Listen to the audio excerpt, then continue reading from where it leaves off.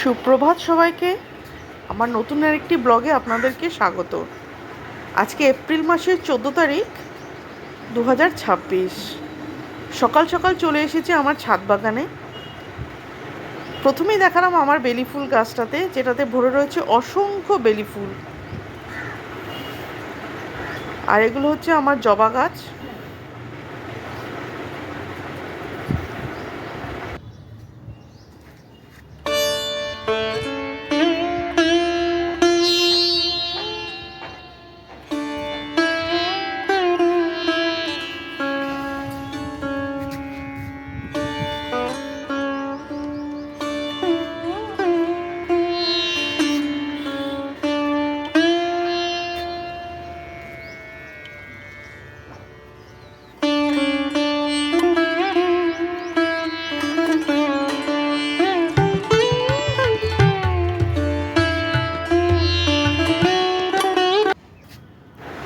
এই টগর ফুলটি থোকা টগর, খুব সুন্দর গন্ধ এই টগর ফুলটিতে। ছোট গাছটি আজ আমার কত বড় হয়ে গেছে।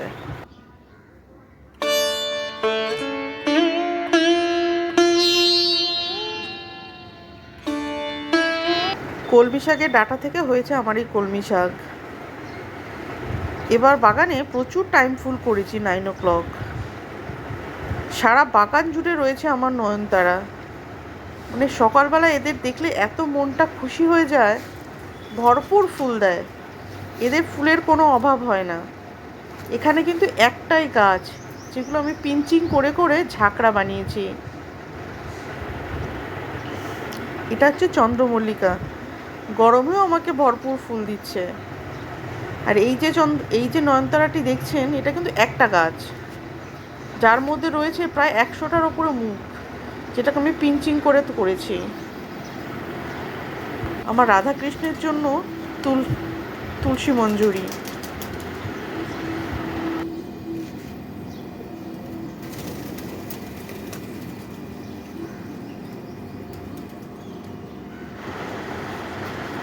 এইটা হচ্ছে আমার থোকা ধুতরা। একটা ধুতরার মধ্যে 3টে থোকা মুখ, খুব সুন্দর এই ধুতরাটা। এরপরেই ফুল ফুটলে আপনাদেরকে দেখাবো। নিজের অজান্তে হয়েছে একটা নিম গাছ, আর কাটিনি, রেখে দিয়েছি। এটা আমার অপরাজিতা। এই বেলগাছটা কদিন আগে একদম মরে গিয়েছিল, ফাঙ্গাস ধরে পুরো বেলগাছটি সাদা হয়ে গিয়েছিল। বেলগাছটি রুট ট্রিটমেন্ট করি, এর জায়গাটাকে বদল করে বেলগাছটি আমার আগের মতো হয়েছে। এই বেরিটা আমি তৈরি করেছিলাম শাকের জন্য, কিন্তু নিজের অজান্তেই এত গাছ লাগিয়ে ফেলেছি। এটি হচ্ছে আমার করলা গাছ। এই করলা গাছটি একবার আমি হারভেস্ট করেছি, আবার কত নতুন করলা ধরেছে। এখানেও কিন্তু মাত্র একটি করলা গাছ, যার থেকে এত করলা। এটিকেও আমি ডাল পিঞ্চিং করে করে এত ঝাঁকড়া করেছি। এখনও উচ্ছে গাছে মোটামুটি 15 থেকে 16টা মানে উচ্ছের করলা ধরে আছে। দ্বিতীয়বার এখনও হারভেস্ট করিনি, একটু বড় হলে তারপর আবার হারভেস্ট করব। আর এই বেগুন গাছগুলো সব আমার দানা থেকে তৈরি করা।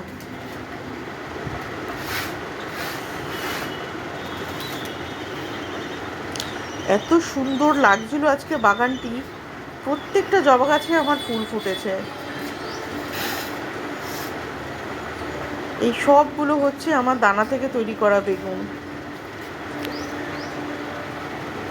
গ্রীষ্মকালে কিছু টমেটোর চারাও লাগিয়েছি। এটা হচ্ছে আমার বাগানের 9 o'clock ও পর্তুলিকা, যেগুলো আমি ডাল বসিয়ে বসিয়ে করেছি।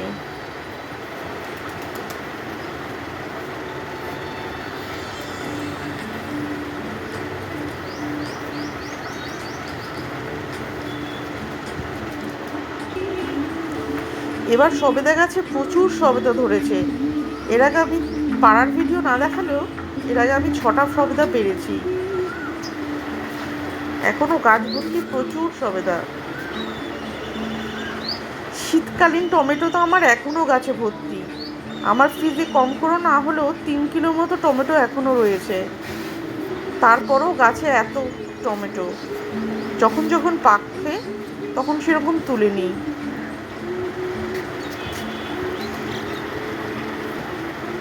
এটা হচ্ছে আমার লঙ্কা গাছ। এখানে আমি বরবটির চারা বসিয়েছিলাম, দানা বসিয়েছিলাম, সেখান থেকে চারা হয়েছে।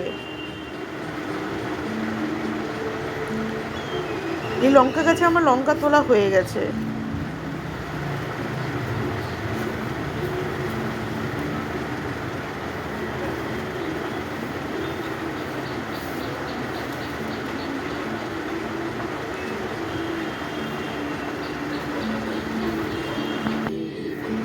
আমার সারা ছাদ জুড়ে শুধু নয়নতারা।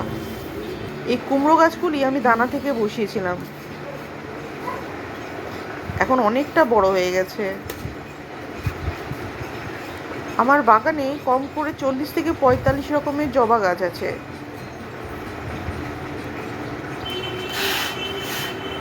এটি আমার কিছুদিন আগে আমার ছাদের সদস্য হয়েছে, সপ্তাহখানেক আগে।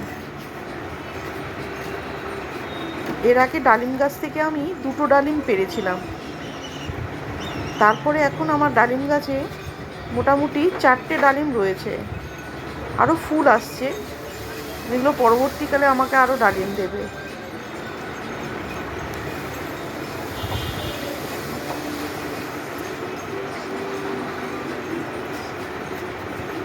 ডালিম গাছটিকে আমাকে লাঠি দিয়ে বেঁধে দিতে হয়েছে, কারণ মুখ প্রচুর বেড়ে গিয়েছিল।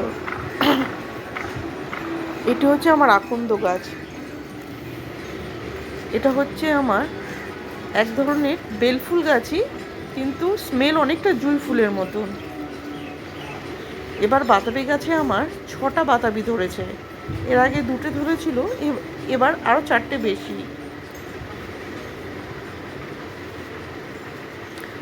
এটা হচ্ছে গ্রীষ্মকালীন লিলি, অনেক দিন ফুটে থাকে। একটা ফুল কম করে দিন 10 অবধি ফুটে থাকে।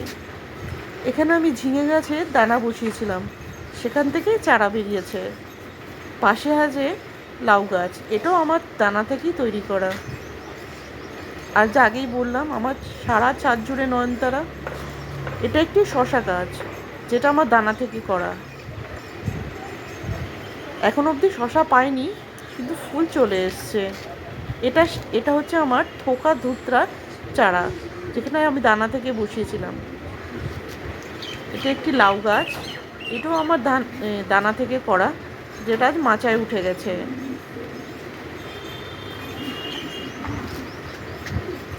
এবার আমার পেয়ারা গাছে প্রচুর পেয়ারা এসছে। কম করে এই ছোটো গাছে কালকে গোনা মতো দেখলাম 22খানা পেয়ারা। সবগুলো থাকবে কিনা জানি না, কিন্তু এখন আপাতত 22খানা পেয়ারা রয়েছে।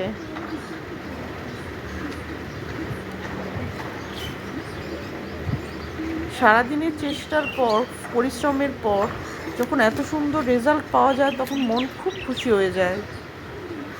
মনে হয় যে খাটনিটা সার্থক হয়েছে। এই হচ্ছে আমার ছোট্ট ছাদ বাগান, যেটা আমার শান্তির জায়গা, যেখানে খুঁজে পাই আমি আমার মনের শান্তি।